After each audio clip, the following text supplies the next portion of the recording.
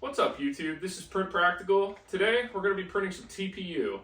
I've never printed TPU before. I've only printed PLA, PLA Plus, and PET-G, but shouldn't be too bad. I'm going to bring you through the process of me trying it for the first time, along with tuning my Ender 3 Pro, so that we can get some good prints out of this for some future projects. It'd be awesome if you guys subscribe and like the video. Helps me out a lot. Let's hop into this. For this video, I'm going to be using a spool of Overture red TPU. I got this on Amazon for $28. I'll put a link down in the description below.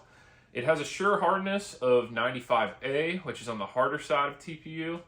And it is a 1 kilogram spool, and it's on a paper spool instead of a plastic spool, which doesn't really matter to me, but it's probably better for the environment, so good for them.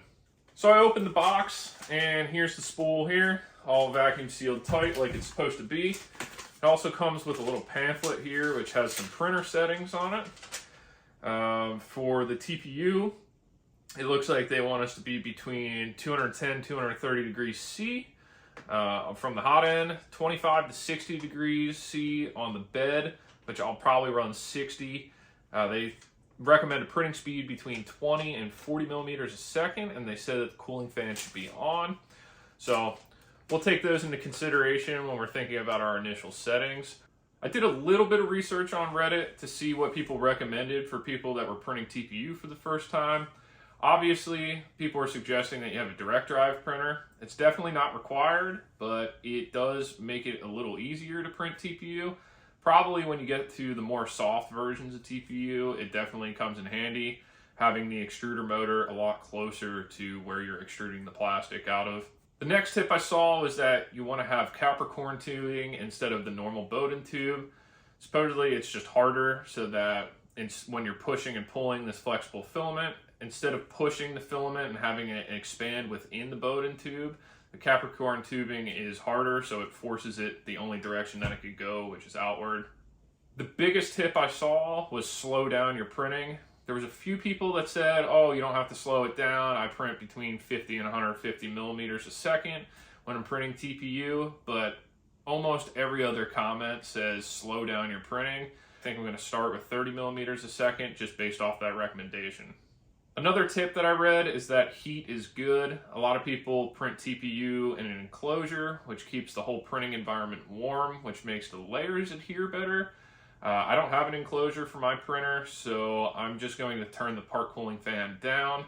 Like the little booklet said for the filament, it said that it wanted me to keep the part cooling fan on. However, I'm going to reduce the speed of that part cooling fan so that hopefully the layers stay a little bit more warm and we get better layer adhesion. It seems like a pretty common piece of advice to turn your flow rate up to 110%.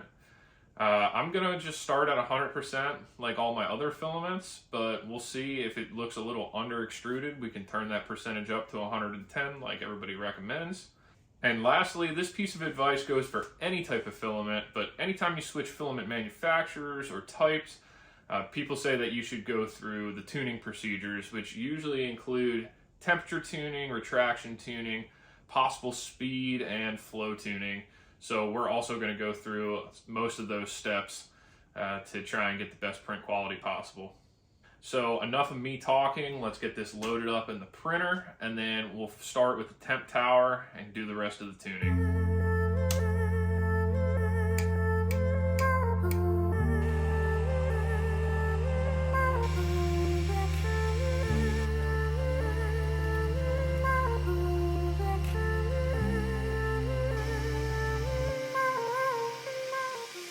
TPU is all loaded up in the printer. Man, is this stuff flexible. I mean, it definitely stretches. It's very gummy. And here's the strands that came out of the hot end when I was purging it. And I mean, this stuff is stretchy.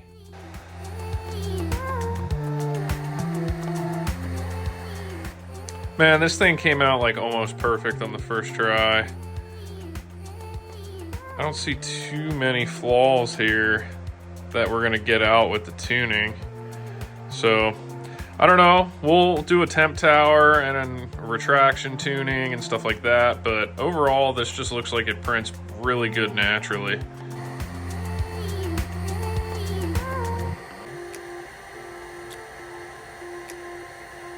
All right, this is the finished temp tower. You know, I don't know if TPU can bridge this whole gap, but man, is it flexible.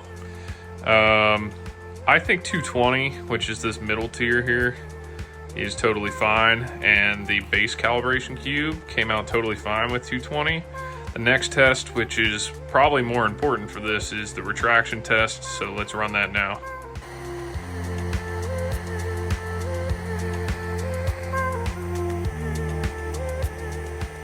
All right, so looking at this retraction tower, obviously the first 3 sections are just totally terrible. So I'm actually gonna print another tower starting at 1mm and going up to 4mm, just to see if I could improve that little bit of stringing.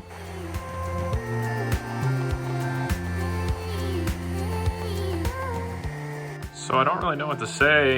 It actually was fine at 2mm, and then as it went up even further to 4, it started to get even worse. So I'm gonna go with 2.